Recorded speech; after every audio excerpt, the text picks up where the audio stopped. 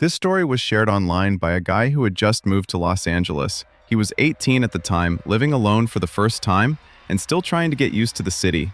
You know how it is when you move somewhere new. At first, every street looks unfamiliar. You don't really know which neighborhoods are safe, which places you should avoid at night, or whether the strange people you see are actually dangerous, or just part of living in a big city. Anyway, one afternoon, he was walking home when he noticed something happening in the middle of a busy intersection.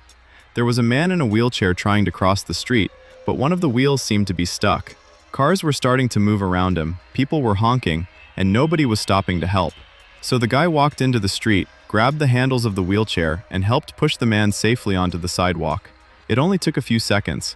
The man thanked him, and that should have been the end of it. Just a quick interaction between two strangers. But a few days later, he saw the man again.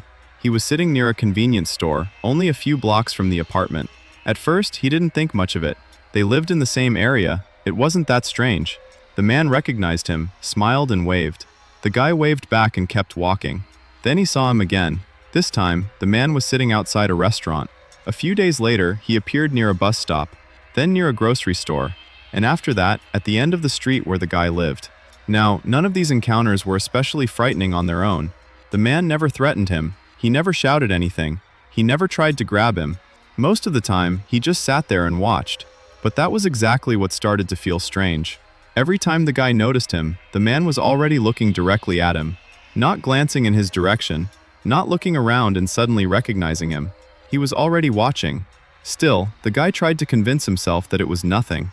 Los Angeles is crowded, but people also develop routines. Maybe the man visited the same stores. Maybe he lived nearby. Maybe the guy was only noticing him more because they had already met once. That explanation worked for a while, until the man started appearing closer to the apartment. One evening, the guy came home and saw him sitting across the street from the building. He wasn't talking to anyone. He wasn't waiting for a bus. He was just sitting there, facing the entrance. The guy slowed down when he noticed him, and for a few seconds, neither of them moved. Then the man smiled. Not a big smile, just enough to show that he knew the guy had seen him. The guy went inside and locked the door behind him. After that, he started changing his routine.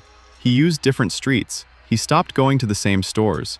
Sometimes, instead of walking straight home, he would enter a cafe and wait for 15 or 20 minutes, just to make sure nobody was following him.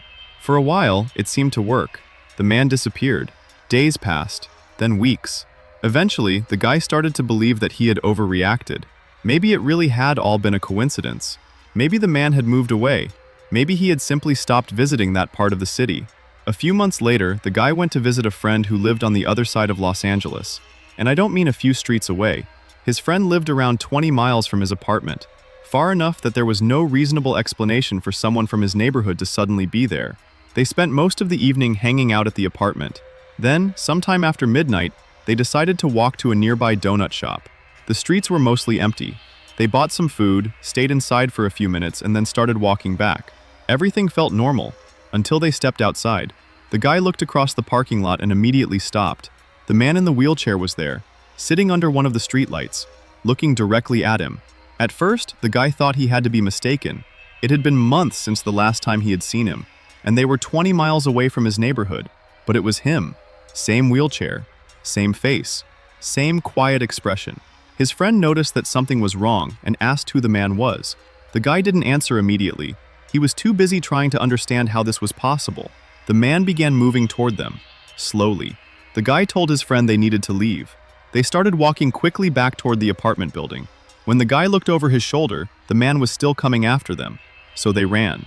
They reached the building, rushed inside, and locked the entrance behind them. For the next several minutes, they stood in the lobby, watching through the glass. The man eventually reached the other side of the street. But he didn't come to the door. He didn't knock. He didn't try to get inside. He just stopped and looked at them through the glass. Then, after a while, he turned around and disappeared into the darkness. The guy never saw him again, and to this day, he still doesn't know how that man found him. Maybe it was an unbelievable coincidence. Maybe the man had somehow followed him across the city. Or maybe he had been watching him much more closely than he ever realized. But honestly, I think that last possibility is what makes this story so disturbing. Because the guy had changed his routine. He had taken different streets. He had stopped visiting the places where they used to cross paths. And the man still knew exactly where to find him. 20 miles from home, in the middle of the night, outside a small donut shop he had never visited before.